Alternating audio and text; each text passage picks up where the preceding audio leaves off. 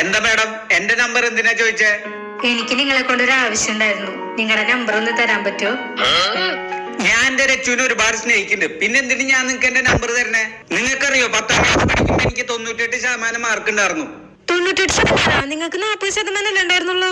98 പറ മുട്ട, ഇത് നമ്മുടെ അഭിമാനത്തിന്റെ പ്രശ്നം.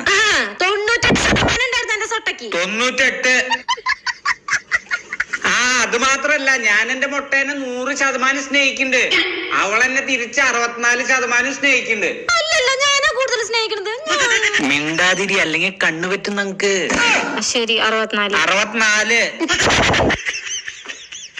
പിന്നെ നിന്നെ പോലെ മറ്റുള്ളവരുടെ നമ്പർ ചോദിക്കുന്ന പെണ്ണുങ്ങൾ 999 ഒന്നേ ഉണ്ടാവൂ. ഞാൻ അങ്ങനെ എല്ലാവർക്കും നമ്പർ കൊടുക്കുന്ന ഒരാളല്ല. കാരണം ഞാൻ എന്റെ ഭാര്യയെ മാത്രമേ സ്നേഹിക്കുന്നുള്ളൂ. മനസ്സിലായ?